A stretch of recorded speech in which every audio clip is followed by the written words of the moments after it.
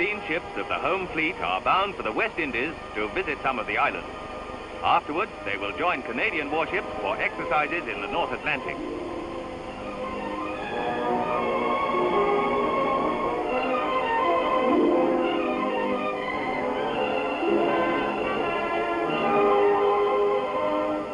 Warships on long passages have to be refueled at sea, and that's the function of the Royal Fleet Auxiliaries. This is the RFA Tide Reach.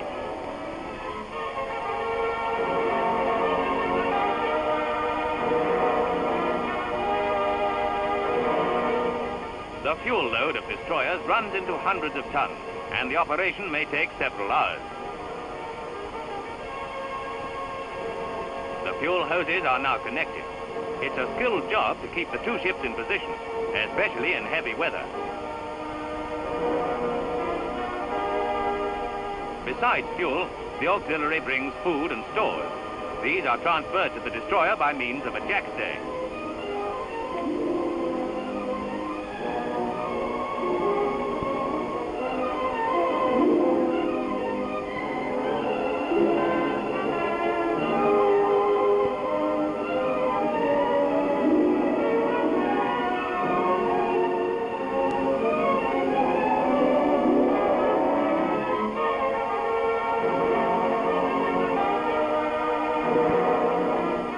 Refueling completed, Tide Reach secures her hoses and the destroyer moves off to resume her station. Among the islands the fleet will visit are Jamaica, Grenada, Barbados, Trinidad, and the millionaire's playground, Bermuda. There they will join the Canadian Navy, and together the two fleets will sail north to Halifax, Nova Scotia, before taking part in an anti-submarine exercise. Jamaica. This is beautiful Montego Bay, and here in the Caribbean sunshine, the cruiser Ceylon lies at anchor.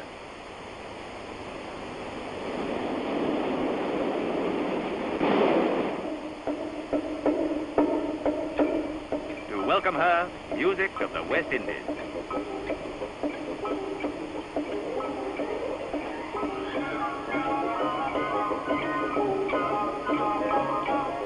Kingston, capital and chief seaport of Jamaica.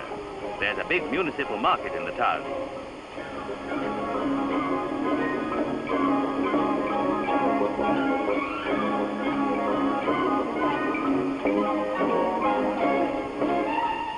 Straw handbags will be popular presents at home. Kingston is hot, but you can always cool off at one of the swimming pools, or acquire a real Jamaican suntan on one of the lovely beaches for which the island is world famous. The scenery and climate of Jamaica have made tourism one of its largest sources of income. A favorite showplace is Laughing Waters, so called because of the echo of laughter caused by water falling onto the volcanic rock.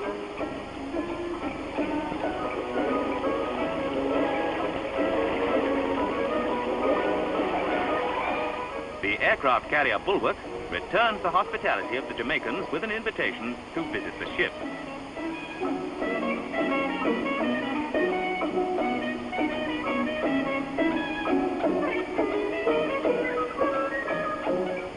Leaving Jamaica, Ceylon sails for Grenada, the most southerly of the Windward Islands. On board, the ship's company toughens up for cricket and football matches with the islanders, who have a reputation for skill at field sports.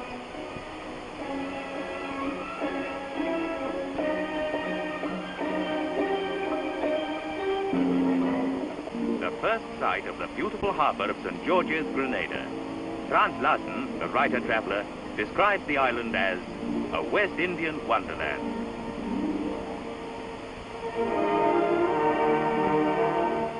The Navy was responsible for introducing cricket to the West Indies many years ago.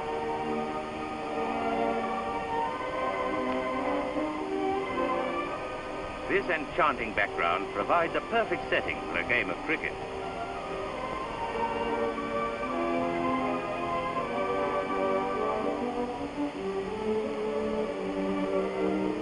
There's nothing like cricket as a symbol of goodwill, unless it's football. Ceylon's football captain presents a pennant to the skipper of the home team.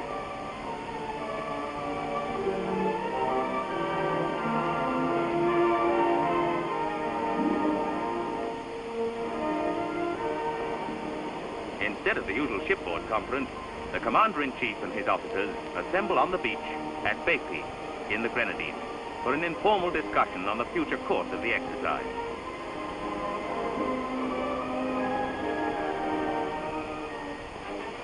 Eastwards from the Windward Islands is Barbados. Proud of its nickname, Little England, Barbados is the most English of them all. No other flag has ever flown here, and the story goes that at the outbreak of the First World War, a cable was sent to London reading, "Go ahead, England, Barbados is behind you." The traditional ceremony of beating retreat is still observed at sunset.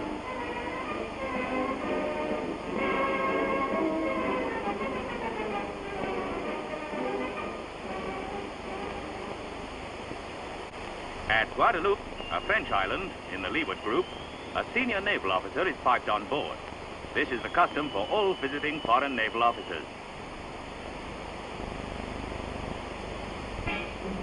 One rating explores the town by bus.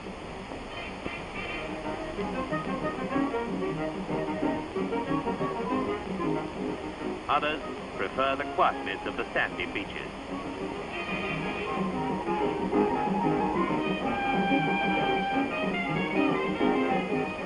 Like the French at Guadeloupe, the people of the Netherlands island of Aruba give the visitors a warm welcome.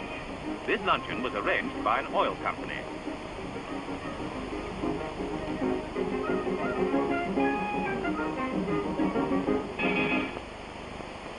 Trinidad. This is the famous Maracas beach. Tradesmen bring their wares by boat to the customers. Liberty men from the Maidstone go ashore at Maracas, just north of Port of Spain, the capital.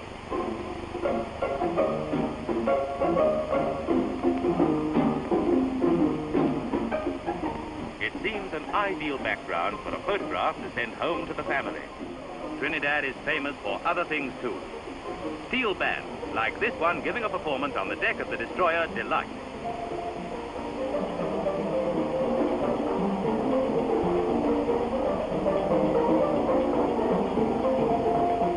Some like steel, and some like skipping. They gave him his orders at Monroe, Virginia, safety, you're way behind time. 'Cause it ain't 38, no, it's all 97, and you gotta reach Denver on time. Bennington mighty rough road, but it's put down Denver on. Others prefer the martial music of the band of the Royal Marines.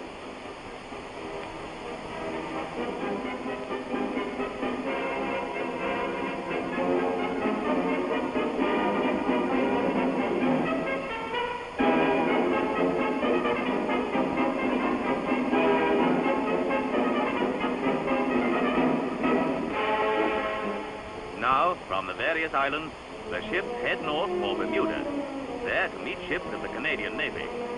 Together, they will sail first to the Canadian port of Halifax, Nova Scotia, and then eastwards into the Atlantic for their exercises.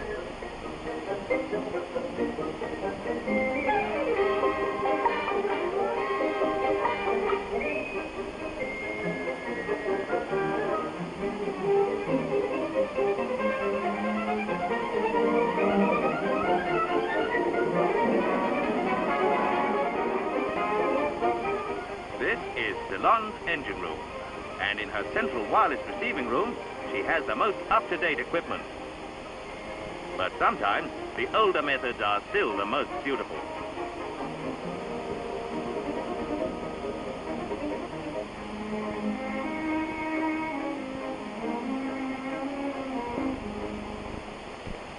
A Met balloon is released to find wind direction and strength at varying heights.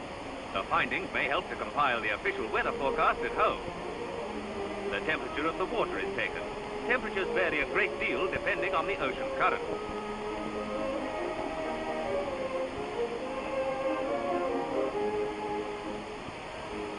A ship's laundry in a cruiser may have to wash for 650 men.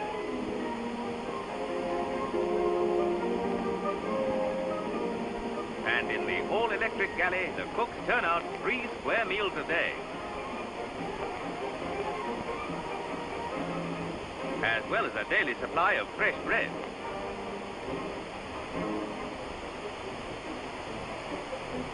Bread, fresh fruit and vegetables are jack-stayed every day to smaller ships. And not only provisions, the handy jackstay also brings the Commander-in-Chief.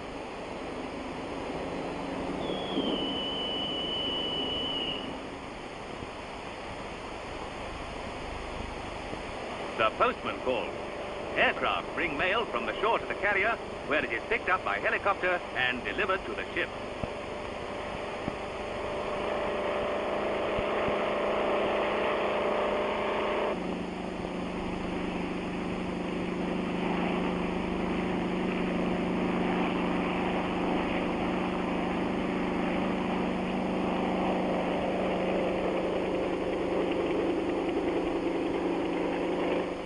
The mail delivered, the postman moved off to the next floating address.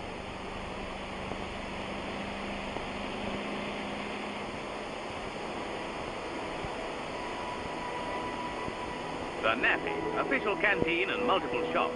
Out of the profits from the many nappies like this, thousands of pounds rebate have been returned and given to service charities. The Nappy has a barber's shop and even a soda fountain.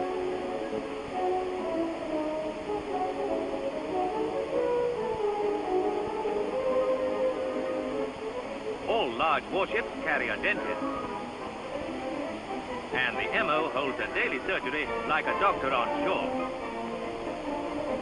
The old-time ritual of grog. Appropriately in these waters, the rum issued is from Jamaica. At one time, the Navy's rum came from Barbados.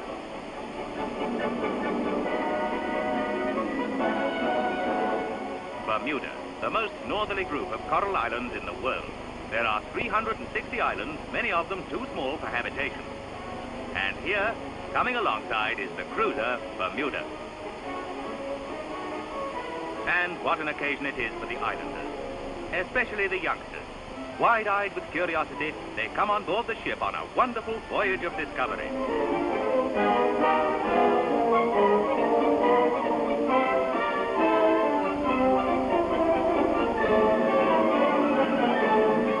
Meanwhile, a rating makes another friend ashore, where there's plenty to see and do before moving off again.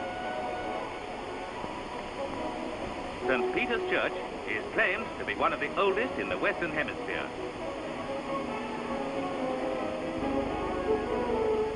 The famous Pink Beach. Pink because of the millions of particles of coral in its formation.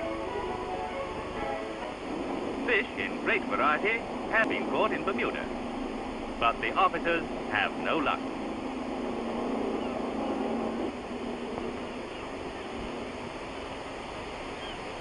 But some of the ratings do land a catch of sorts. They might have caught a crawfish or a shark, but not today. Featuring Marines old and new, the band of the Royal Marines put on a grand show to mark the departure of the combined fleets to Halifax, Nova Scotia.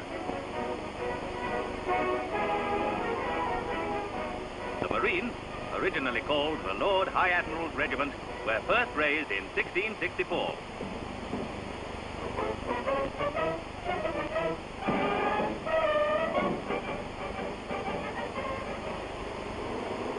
As the anchors weighed, the cable is scrubbed to remove the worst of the mud and also, some older hands say, any clinging mermaid who might have been hoping to climb on board.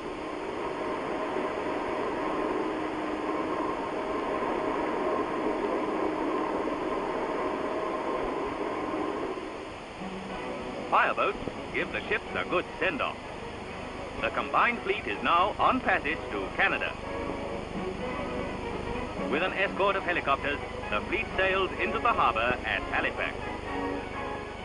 Yes, now we're in my country, Canada, and it's not quite so warm. British and Canadian ships cross-operate aircraft, and a Canadian helicopter lands on Bulwark's flight deck.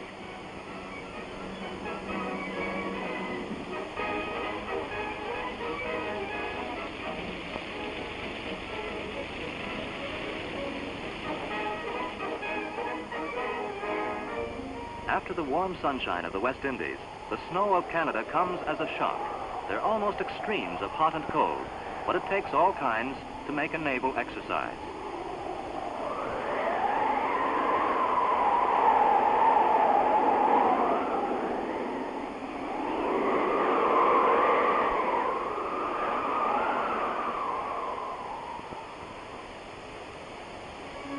Now the combined fleet prepares to leave Halifax. The harbor at Halifax is 6 miles long and is one of the largest in the world. It is Canada's chief ice-free port and the headquarters of the Atlantic Command of the Royal Canadian Navy.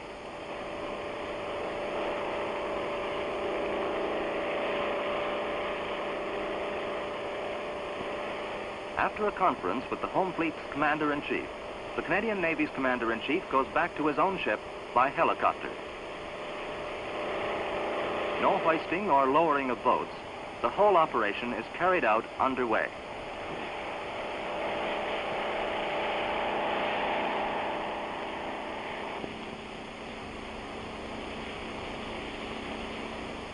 This exercise is to give practice in anti-submarine warfare.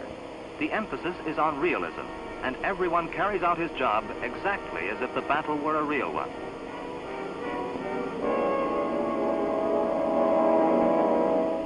Bulwark arms her aircraft. In a carrier under the captain who commands the ship, there's the commander air and the air staff who plan the details of air operations. The guns' crews are closed up and the air crew at readiness.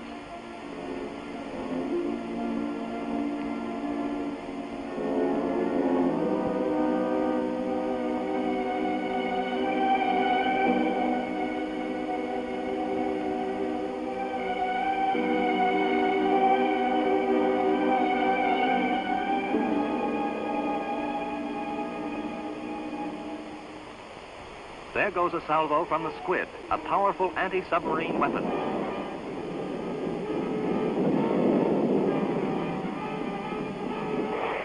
Aircraft, both fixed wing and helicopter, play an increasingly important part in anti-submarine warfare.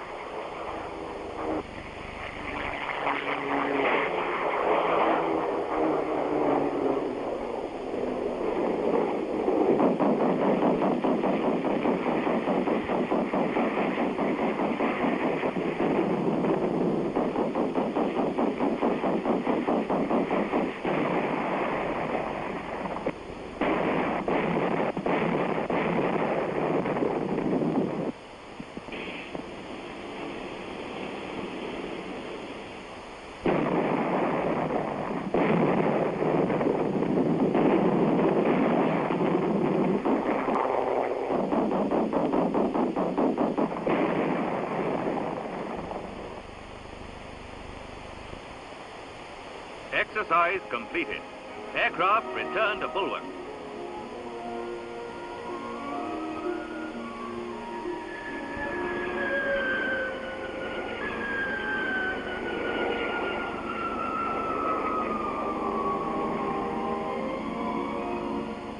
Everyone has learned lessons, the kind that can only be learned by actually doing the job.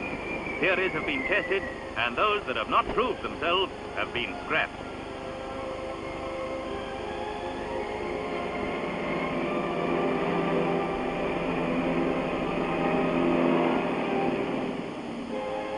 The time has come for the two fleets to part.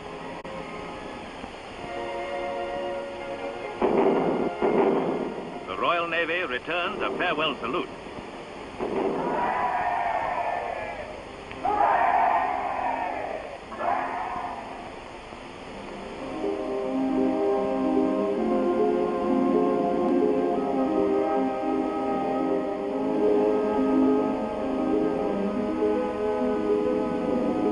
Homeward bound, the spring cruise has been both pleasant and profitable. Old Commonwealth friendships have been strengthened and new ones made. The exercise set out to serve a dual purpose by linking naval training with a mission of goodwill. And it has served that purpose well.